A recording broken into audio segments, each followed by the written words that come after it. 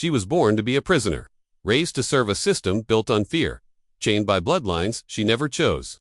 In the cursed land of Asheville, no one escapes fate, but when a girl with nothing left to lose makes one desperate choice, she shatters the chains meant to bind her forever. And with that act of defiance, she starts a war no one is ready for in a world where gods have long since abandoned their people and monsters are worshipped in their place. The island nation of Asheville is a land steeped in decay and deception, bound by ancient rites and enforced bloodlines.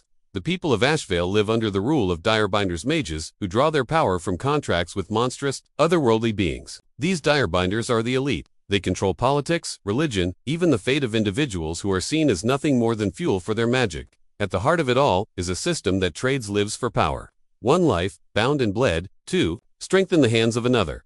Rheva has never known freedom. From the moment she was born into the Hollow House, her destiny was already chosen.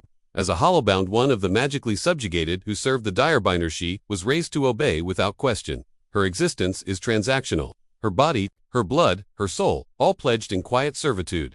She has no voice, no rights, no purpose beyond what others decide. But Rheva is not like the others.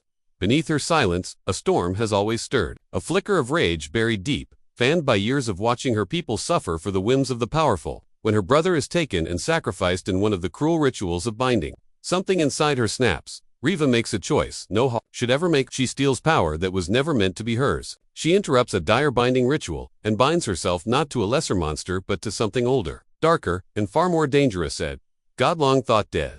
This forbidden act doesn't just mark her, it marks the world. Because in doing so, she does not just steal power, she invites ruin.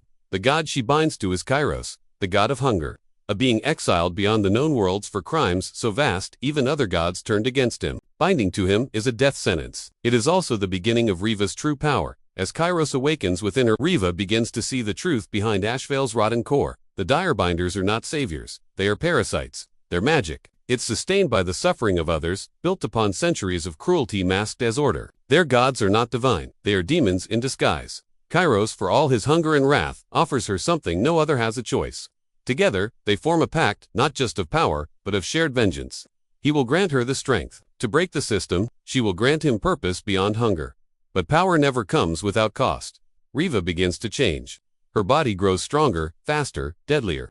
But so does the god inside her. Kairos speaks to her in dreams, urges her toward bloodshed, tempts her with visions of burning cities and shattered thrones. Rheva must fight to keep control of herself as her emotions fray. Rage becomes comfort. Violence, a language.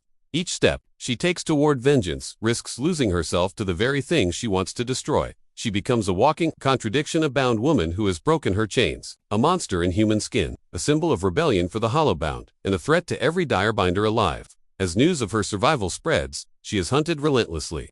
The houses of power reach, led by a powerful Direbinder, see her as a blasphemy, a spark that could ignite the unthinkable. But even as they try to silence her, Rheva begins to gather allies. Other Hollowbound, forgotten soldiers, desperate witches, even outcasts who remember the old gods. They come to her not because they believe in her goodness, but because they believe in her anger.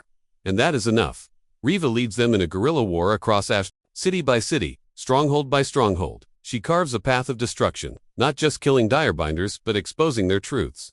She shows the people that their rulers drink magic from the screams of innocence, that their so-called gods are nothing more than contracts made in blood. And for every house she topples, more join her cause. She becomes known as the Direbound Queen, not because she rules, but because she refuses to kneel. Still, Kairos whispers. He pushes her. He hungers not just for destruction, but for domination. He wants more than justice. He wants oblivion. And Rheva begins to wonder how much of her rebellion is hers, and how much is his will leaking through her veins. She wrestles with questions that offer no comfort. Can she wield darkness without becoming it? Can she free her people without damning her soul? Is it possible to burn a kingdom down without becoming the fire itself? Her journey leads her to the capital of Asheville, where the high circle of Direbinders prepares to enact a massive ritual that will bind the nation into a single spell of eternal obedience. It is a final move meant to ensure their reign forever. To stop them, Rheva must storm the Citadel of Bones, a fortress that was once a cathedral and is now a tomb for those who dared defy the gods. Inside, she faces not just soldiers and spells, but the very heart of the system, the Godbinder King, a man who has made pacts with more than a dozen deities and wears their power like armor. Their battle is apocalyptic. Magic tears the skies. The city trembles. Kairos reveals his true form, vast and terrifying, and Rheva must decide whether to unleash him completely, to win. In that moment of choice, she realizes that true rebellion is not destruction, it is self-mastery. She does not let Kairos consume the world. Instead, she binds him again not as a god to serve, but as a weapon to wield. She breaks the king's bindings. She turns his gods against him, and in one final spell, she shatters the circle's ritual. Ashvale is left in ruins. The ruling class has fallen. The people are free, but they are also terrified. The monster who saved them might be worse than the ones who ruled them. Rheva walks away from the citadel covered in blood and legend. She has freed a nation. She has also made herself its greatest threat. Some want to crown her, others want her dead. But Rheva wants neither. She vanishes into the forests, leaving behind only whispers. The final chapters of the book reflect on the fragile aftermath of revolution. Cities try to rebuild. Factions form. New leaders emerge, some inspired by Rheva's fire, others terrified of it, but one truth is undeniable: Asheville will never be the same. The bindings are broken. The old gods are watching again, and somewhere, in the deep shadows between worlds, Kairos waits, still hungry, still bound to a woman who dared to defy the divine. Rheva's story is one of pain and power, of sacrifice and identity. It is about the cost of rebellion and the price of becoming a symbol. Direbound is not just a tale of magic and monsters, it is a brutal, beautiful journey through the heart of tyranny and the soul of revolution. It asks what happens when the most broken among us rises, not to be saved, but to burn the system that broke them. And it dares to suggest that sometimes, the only way to change the world is to become something the world has never seen before.